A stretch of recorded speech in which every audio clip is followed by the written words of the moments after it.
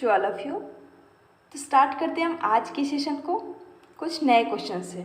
First of all मैं आप लोगों का हालचाल पूछना चाहती हूँ कि आप लोग कैसे हो, ठीक है, और आप लोगों का स्टडी कैसा चल रहा है, ठीक है। सभी को कमेंट बॉक्स में बताना है कि आप लोग कैसे हो और स्टडी कैसा चल रहा है।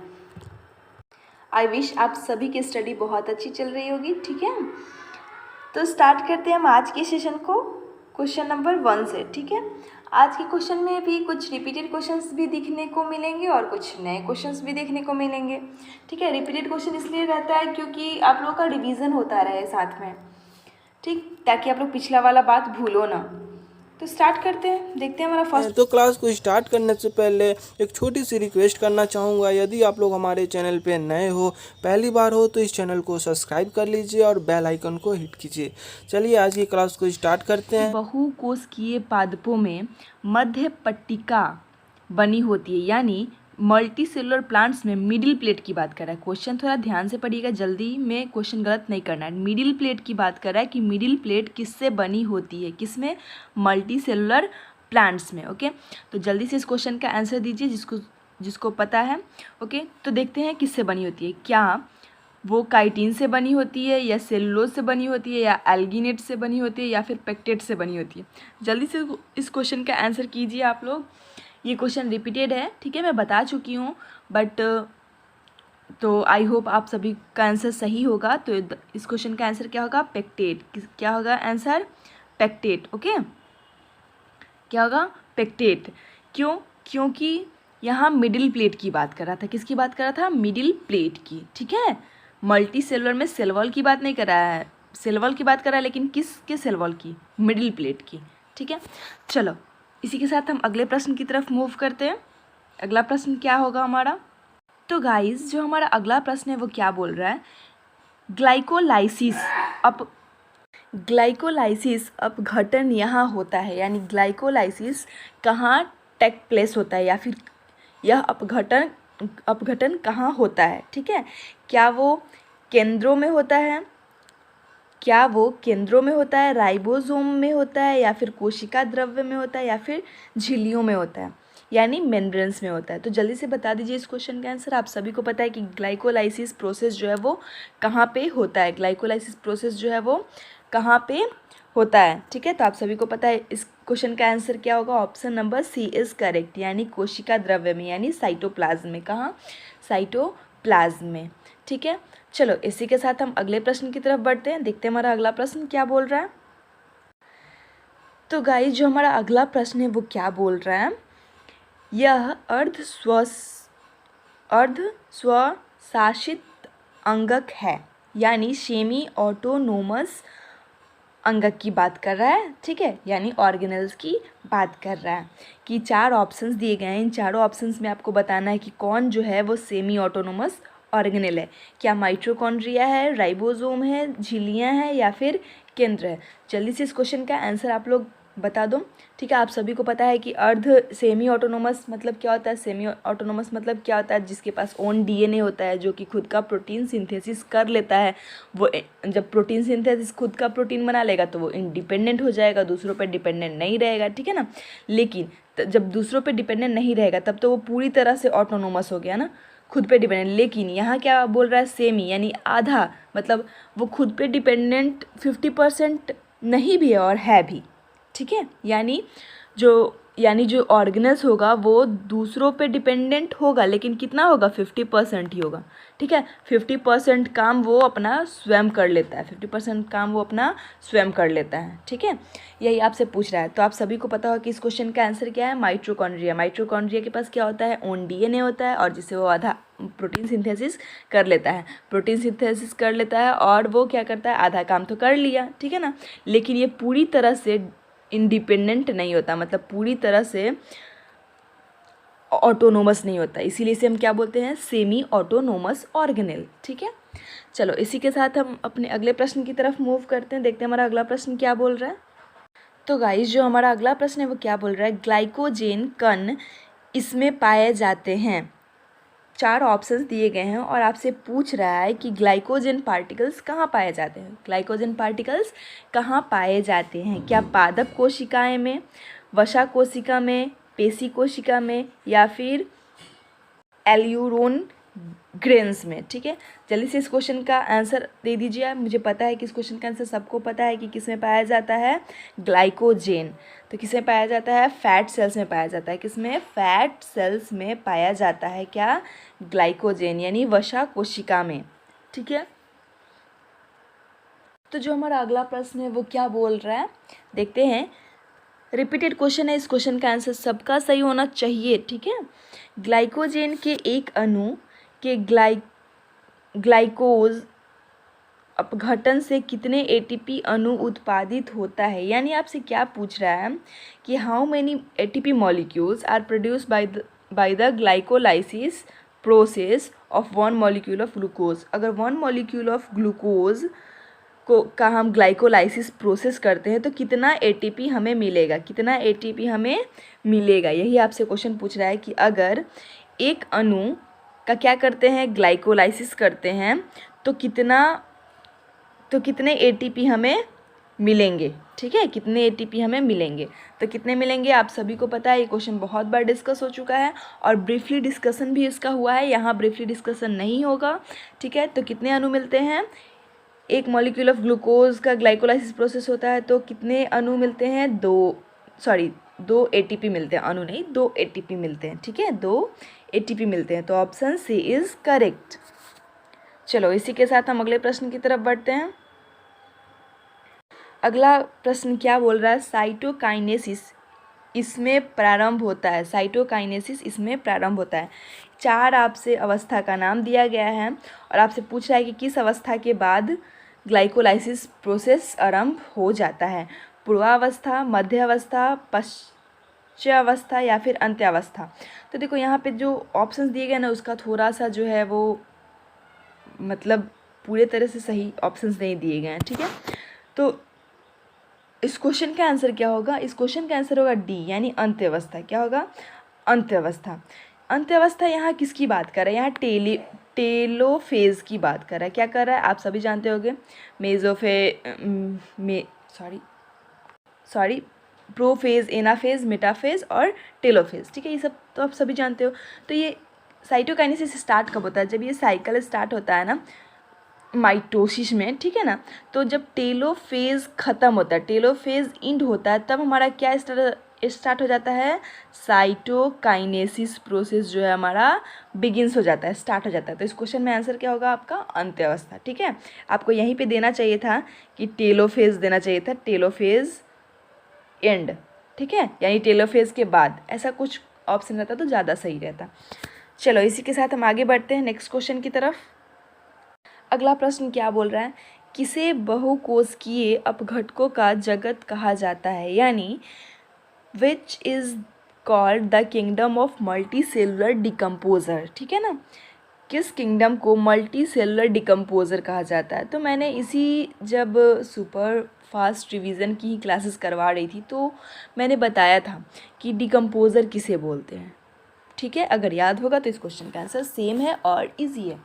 तो किस किंगडम को कहा जाता है, क्या फंगी को कहा जाता है, या फिर प्लांट को कहा जाता है, या फिर प्रोटिस्टा को, या फिर मोनेरा को। जल्दी से इस क्वेश्चन का आंसर आप कमेंट में बता दो। किसको कहा जाता है, फंगी को। फंगी क्या है, एक मल्टी सेलुलर डिकम्पोजर है। क्या है, मल्टी सेलुलर डिकम्पोजर है, और इसीलिए फंगी क्या है, एक डिकम्पोजर है और मल्टी सेलुलर भी है, इसलिए इसे हम क्या बोलते हैं, मल्टी सेलुलर डिकम्पोजर बोलते हैं। इस किंगडम को क्या बोलते हैं, मल्टी सेलुलर डिकम्पोजर बोलते हैं, ठीक है। तो इसी के साथ हम अपने नेक्स्ट क्वेश्चन की तरफ मूव करते हैं। तो गाइस जो हमारा अगला प्रश्न है वो क्या बोल रहा है, एसिडोफिल्स है। एसिडोफिल्स क्या है, क्या वो आर्के बैक्टीरिया है, साइनोबैक्टीरिया है, माइकोप्लाज्मा है, या फिर फोटो ऑटोट्रॉफिक बैक्टीरिया है। जल्दी से बता दो कि एसिडोफिल्स है क्या, एसिडोफिल्स कौन सा बैक्टीरिया है। तो इस क्वेश्चन का आंसर आप लोग जल्दी से कमेंट में लिख दो कि क्या है। एसिडोफिल्स एक आर्चे बैक्टीरिया है। क्या है, आर्चे बैक्टीरिया है, ठीक है। आर्चे बोलो या फिर आर्के बैक्टीरिया बोल सकते हो, ठीक है ना, इसका प्रोनाउंसिएशन थोड़ा हटके होता है। तो क्या है, आर्के बैक्टीरिया है। चलो इसी के साथ हम अगले प्रश्न की तरफ मूव करते हैं। तो बच्चों जो अगला प्रश्न है वो क्या बोल रहा है, यह द्विबीजपत्री का एक उदाहरण है। द्विबीजपत्री यानी क्या पूछ रहा है कि 4 ऑप्शंस दिए गए हैं और आपसे क्या पूछ रहा है कि डाइकॉट कौन सा है, कौन सा प्लांट डाइकॉट होता है। ठीक है। तो आप सभी को पता है कि डाइकॉट क्या होता है, मोनोकॉट क्या होता है, ये सब सिंपल है, बेसिक है, सबको पता होगा। ठीक है, जल्दी से इस क्वेश्चन का आंसर बता दो कि क्या दाल जो है वो डाइकॉट है, बांस है, गन्ना है, केला है, क्या है इनमें से। पल्सेस प्लांट को क्या बोलते हैं हम, डाइकॉट बोलते हैं। ठीक है ना, अगर बात करें पल्सेस प्लांट की तो भी वो डाइकॉट होगा, और पल्सेस सीड की बात करें कि कौन सा किसका सीड डाइकॉट होता है, तो पल्सेस जितने भी पल्सेस होते हैं वो किस में आते हैं, डाइकॉट में आते हैं। ठीक है, द्विबीजपत्री में आते हैं, किस में आते हैं, द्विबीजपत्री में आते हैं। तो जो हमारा नेक्स्ट क्वेश्चन है वो क्या बोल रहा है, मूंगा इस संध में आता है, यानी मूंगा की बात कर रहा है, यानी coral. Coral comes in this phylum, union नहीं, संध यानी यूनियन नहीं, यहाँ फाइलम होगा। ठीक है, किस फाइलम में कोरल आता है, यानी मूंगा आता है, क्या पोरीफेरा में आता है, निडेरिया में आता है, मोलुस्का में आता है, फिर एनेलिडा में आता है। जल्दी से इस क्वेश्चन का आंसर आप लोग लिख दो कमेंट बॉक्स में कि किस फाइलम में मूंगा यानी कोरल आता है। ठीक है, तो किस में आता है, पोरीफेरा में। किस में आता है, पोरीफेरा में आता है। कोरल किसके अंतर्गत आता है, पोरीफेरा के अंतर्गत, पोरीफेरा फाइलम के अंतर्गत। ठीक है, तो जो हमारा अगला प्रश्न है वो क्या बोल रहा है, ब्लबर्ड किसके शरीर में उपस्थित वसा है। ब्लबर्ड किसके शरीर में उपस्थित वसा है। ब्लबर्ड क्या है, एक वसा का नाम है। ठीक है, और ये किनके शरीर में उपस्थित होता है, यही आपसे पूछ रहा है। ठीक है ना, इस क्वेश्चन में थोड़ा सा आपको सही करने की ज़रूरत है। ठीक है, तो यहाँ पे आप लिखो कि ब्लबर्ड किसके शरीर में उपस्थित नहीं, उपस्थित वसा नहीं है। ठीक है, नहीं लगा लो, नॉट। ठीक है ना, blubber is a fat present in, blubber is a fat not present in whose body. ठीक है, क्योंकि ऑप्शंस जो है, ऑप्शंस के हिसाब से और क्वेश्चन में थोड़ा सा मिसप्रिंट हो गया है, नहीं छूट गया है। ठीक है, तो ब्लबर होता क्या है, सबसे पहले मैं बता दूं, ब्लबर एक फैट है। ठीक है ना, एक तरह का फैट है जो कि मैरीन एनिमल्स में पाया जाता है। किसमें पाया जाता है, जो समुद्री जीव हैं, ठीक है ना, जो पानी में रहते हैं उनमें ये पाया जाता है। ठीक है ना, तो आपको समझ में आ गया होगा इस क्वेश्चन का आंसर क्या होगा। मैंने मैरीन नाम लेकर इस क्वेश्चन को एकदम इजी कर दिया है। ठीक है, क्या वो सील में पाया जाता है, तो बिल्कुल ये मैरीन है, तो इसमें भी पाया जाता है। चमगादड़, चमगादड़ मैरीन नहीं है, इसलिए ब्लबर फैट चमगादड़ में नहीं पाया जाता, वेल में पाया जाता है, डॉल्फिन में पाया जाता है। तो इस क्वेश्चन का आंसर क्या होगा, बैट यानी चमगादड़। चमगादड़ में ब्लबर फैट नहीं पाया जाता है, चमगादड़ में ब्लबर फैट नहीं पाया जाता है। ठीक है, अगला प्रश्न क्या बोल रहा है, मरुस्थलीय पौधों की पत्तियां इससे आवृत होती हैं, यानी the leaves of desert plant are covered by. जो डेजर्ट प्लांट में, इस क्वेश्चन में क्या बोलना चाह रहा है कि जो डेजर्ट में जो प्लांट्स पाए जाते हैं उस प्लांट्स के लीफ पे, उस प्लांट्स के लीफ पे क्या ऐसा होता है जिसके कारण लॉस ऑफ वाटर क्या होता है, कम होता है, लॉस ऑफ वाटर कम होता है। ठीक है, क्या उसमें चर्बी होती है, यानी बसा होता है उसके प्लांट्स के ऊपर, या फिर प्रोटीन का कोटिंग होता है, या फिर मोम का होता है, या फिर ग्लाइकोजन का होता है, जिसकी वजह से क्या होता है, वाटर लॉस बहुत कम होता है एक दिन में। ठीक है, तो आप सभी को पता होगा कि क्या होता है, उसमें वैक्स होता है। ठीक है, वैक्स लाइक सब्सटेंस होता है, यानी वैक्स बोल सकते हो। ठीक है, जिसकी वजह से क्या होता है, लॉस ऑफ वाटर जो है वो बहुत कम होता है। अगला प्रश्न क्या बोल रहा है, कौन से कोशिकांग बिना झिल्ली वाला है, यानी कौन सा कोशिकांग बिना झिल्ली वाला है। क्या क्लोरोप्लास्ट बिना झिल्ली का है, यानी बिना विदाउट मेम्ब्रेन है, या फिर माइटोकॉन्ड्रिया है, या फिर न्यूक्लियाई है, या फिर राइबोसोम है। जल्दी से इस क्वेश्चन का आंसर कर दो कि बिना झिल्ली वाला यानी बिना ऑर्गेनेल्स का कौन, बिना मेम्ब्रेन का कौन सा ऑर्गेनेल्स है, ये बोल रहा है, बिना मेम्ब्रेन का कौन सा ऑर्गेनेल्स है। तो क्या होगा इस क्वेश्चन का आंसर, क्या होगा गाइज, राइबोसोम। क्या होगा, राइबोसोम के पास मेम्ब्रेन नहीं होता, राइबोसोम के पास मेम्ब्रेन नहीं होता है। ठीक है, ये विदाउट मेम्ब्रेन होता है। तो इस क्वेश्चन का आंसर क्या होगा, ऑप्शन डी इज करेक्ट। अगला प्रश्न आपसे क्या बोल रहा है, which of the following is a poly unsaturated fatty acid. किसकी बात कर रहा है कि आपके सामने 4 ऑप्शंस दिए गए हैं और आपसे चारों में पूछ रहा है कि कौन ऐसा है जो पॉली अनसैचुरेटेड फैटी एसिड है। ठीक है, मैं फिर से क्वेश्चन दोहराती हूँ। ठीक है ना, निम्नलिखित में से कौन सा एक बहु अंश तृप्तवशीय अम्ल है? बहु अंश वशीय अम्ल है। जल्दी से बता दीजिए कि कौन सा इन चारों में बहु अंश वशीय अम्ल है। ठीक है, क्या वो स्टैरिक अम्ल है, लिनोनिक अम्ल है, या फिर ऑलिक अम्ल है, या फिर पामिटिक अम्ल है? ठीक है, पामिटिक अम्ल है। जल्दी से बता दीजिए इस क्वेश्चन का आंसर क्या होगा।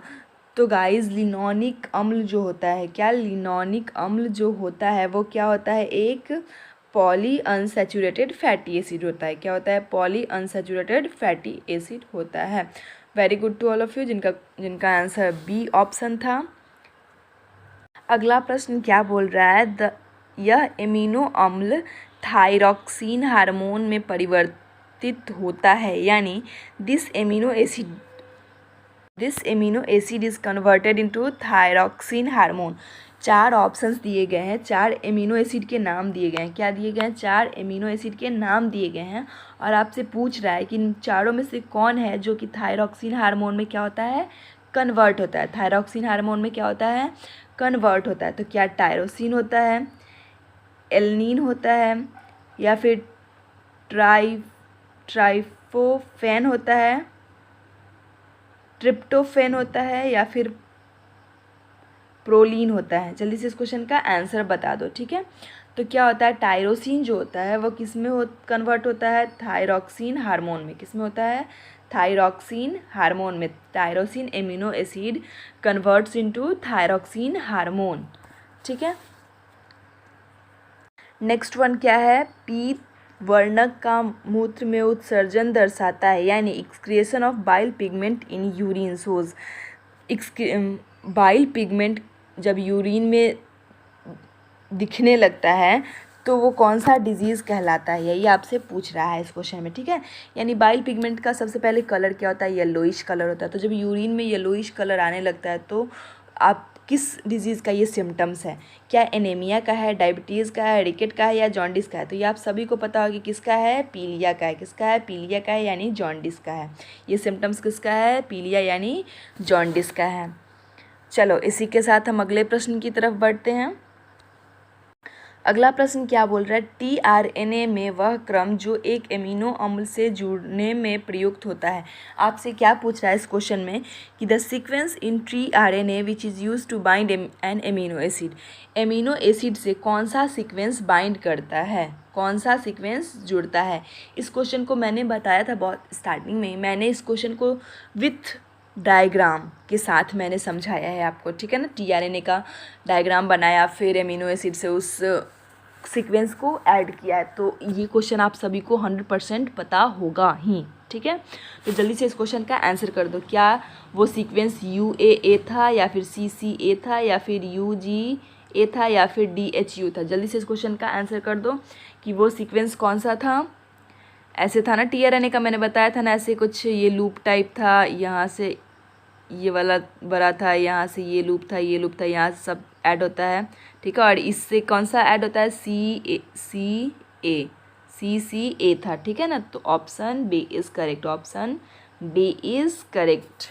ओके, वेरी गुड जिन्होंने बी लिखा है ऑप्शन में। ठीक है, चलो इसी के साथ हम अगले प्रश्न की तरफ मूव करते हैं। अगला प्रश्न आपसे क्या बोल रहा है कि लेग हेमोग्लोबिन इसकी जड़ों में पाया जाता है। लेग हेमोग्लोबिन किसकी जड़ों में पाया जाता है? 4 पौधों का नाम दिया गया है, 4 ऑप्शंस दिए गए हैं, उसमें से आपको बताना है कि लेग हेमोग्लोबिन किसके जड़ में पाया जाता है। ठीक है, क्या सरसों के जड़ों में पाया जाता है लेग हेमोग्लोबिन, या सोयाबीन के, या फिर गाजर के, या फिर मूली के? तो आप सभी को पता है कि ये क्या है? सोयाबीन के जड़ में पाया जाता है लेग हेमोग्लोबिन। सोयाबीन के जड़ों में पाया जाता है लेग हेमोग्लोबिन। आप सभी को पता है कि सबसे ज़्यादा प्रोटीन किस में पाया जाता है? सोयाबीन में पाया जाता है। तो बच्चों जो हमारा नेक्स्ट वन क्वेश्चन है वो क्या बोल रहा है? लाल शैवाल की कोशिका भित्ति में होता है, यानी आपसे क्या पूछ रहा है कि the cell wall of red algae contain. Red algae का सेल वॉल क्या कंटेन करता है? क्या स्टार्च करता है, स्टार नहीं, स्टार्च होगा, ठीक है ना। मंड या फिर सेलुलोज करता है या फिर काइटिन करता है या फिर फॉस्फोलिपिड करता है, ठीक है। इस क्वेश्चन को भी मैंने बहुत ब्रीफली से बता रखा है, बहुत अच्छे तरीके से बता रखा है, तो इस क्वेश्चन का आंसर सबका सही होगा, ठीक है। क्या होता है रेड एल्गी का सेल वॉल क्या कंटेन करता है, तो वो सेलुलोज कंटेन करता है। क्या करता है, सेलुलोज कंटेन करता है। ओके, इसी के साथ हम अगले प्रश्न की तरफ बढ़ते हैं। अगला प्रश्न क्या बोल रहा है, एक पारी तंत्र में किसका प्रवाह एक दिशा में होता है, यानी which of the following follows in one direction in an ecosystem.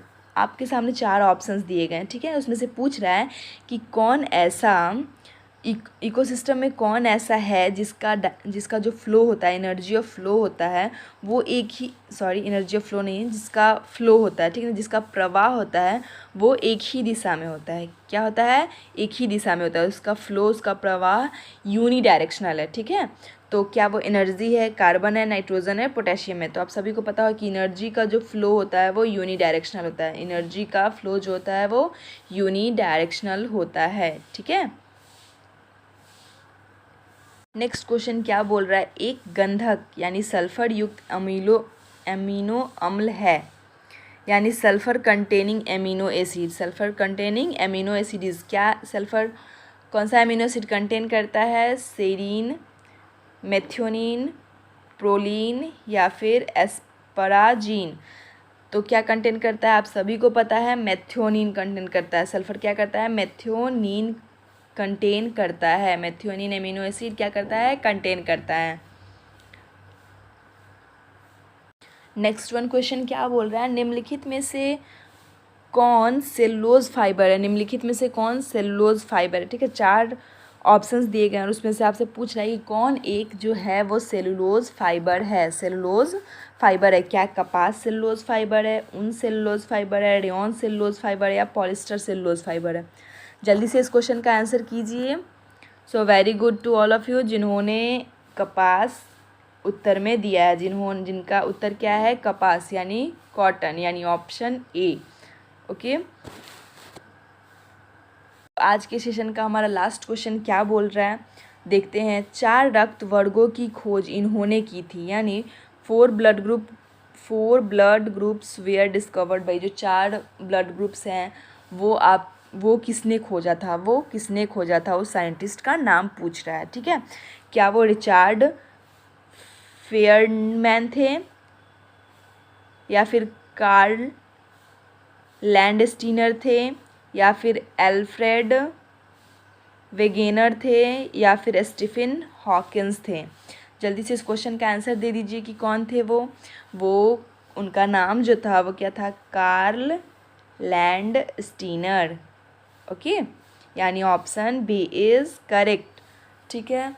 इसी के साथ आज के सेशन को एंड करते हैं, ठीक है। आई होप आप लोग अपना काउंटिंग कर लिए होंगे कि कितने क्वेश्चंस आपके सही हुए। बीच में मैंने 1-2 क्वेश्चंस छोड़ दिया है बिकॉज उन क्वेश्चंस में थोड़ा मिसप्रिंट आ गया है। जब टाइप हो रहा था तब थोड़ा मिसप्रिंट की वजह से मैंने उस क्वेश्चन को स्किप कर दिया है। जितना छोटा मोटा क्वेश्चन में जितना सुधार हो पाता है उतना मैं कर देती हूँ, बट कुछ ऐसे क्वेश्चंस आ जाते हैं, कभी कभी लिखा जाते हैं जिसकी वजह से उसमें ज़्यादा सुधार करना पड़ता है, इसलिए मैं उसे नेक्स्ट वीडियोज़ में लेकर आ जाती हूँ, ठीक है। तो इसी के साथ हम इस क्लास को एंड करते हैं। ये सेशन कैसा लगा आप ज़रूर कमेंट बॉक्स में बताना, ठीक है। तो thank you all of you, thanks a lot.